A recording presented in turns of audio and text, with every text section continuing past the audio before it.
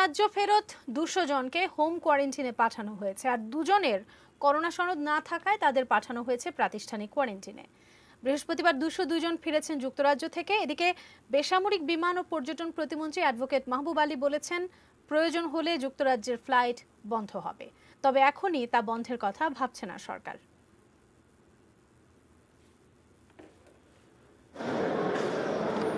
যুক্তরাজ্যে নতুন বৈশিষ্ট্যের করোনা ভাইরাসের প্রকোপের মধ্যেই লন্ডনের হিথ্রো বিমানবন্দর থেকে ২০২ যাত্রী নিয়ে বাংলাদেশ বিমানের একটি ফ্লাইট সিলেটের ওসমানী বিমানবন্দরে পৌঁছায়।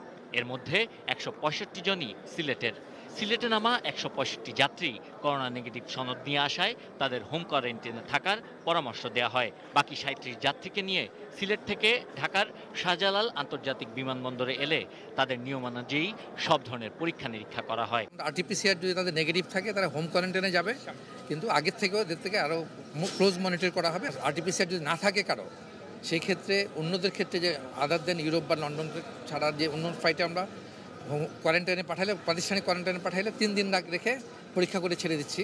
সেই ক্ষেত্রে এদেরকে ৭ দিন রাখবো আমরা। যাত্রীরা বলছেন, করোনা নেগেটিভ সনদ আনার পরও বেশি সময় ধরে স্বাস্থ্য পরীক্ষা করায় তাদের সময় নষ্ট হয়েছে। ব্যবস্থাটা খুব ভালো আছে, বাট আই থিংক একটু অর্গানাইজিং এর দরকার। যা যা রিকোয়ারমেন্ট আছে আমাদের গভর্নমেন্টের, সবকিছু ওনারা চেক করতেছে, আমরা সেগুলো নিয়ে আসছি।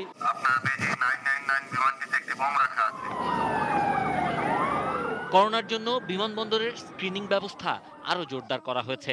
পাশাপাশি বৃহস্পতিবার আন্তর্জাতিক এভিয়েশন নিয়ম মেনে উড়োজাহাজে যে কোনো সমস্যা বা নিরাপত্তা হুমকি থাকলে যাত্রীদের কিভাবে নিরাপদে সরিয়ে আনা হবে এর একটি মহড়া হয়।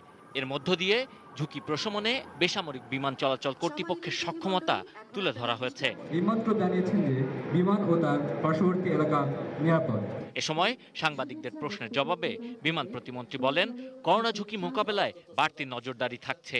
আমরা যে পর্যন্ত পরবর্তী নির্দেশনা না পাচ্ছি সেই পর্যন্ত বিমান বর্তমান যে অবস্থা আছে সেই অবস্থায় চলাচল করবে। আমরাও যদি প্রয়োজন হয় আমরাও যোগাযোগ বন্ধ করবো। আমরা নিবিড় পর্যবেক্ষণে আছি।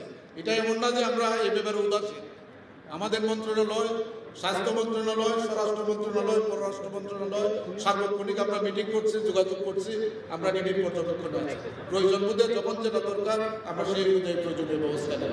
করোনা ঝুঁকি কমাতে বিমানবন্দরগুলোতে স্বাস্থ্য অধিদপ্তরের সঙ্গে সমন্বিতভাবে কাজ করছে বেসামরিক বিমান চলাচল কর্তৃপক্ষ।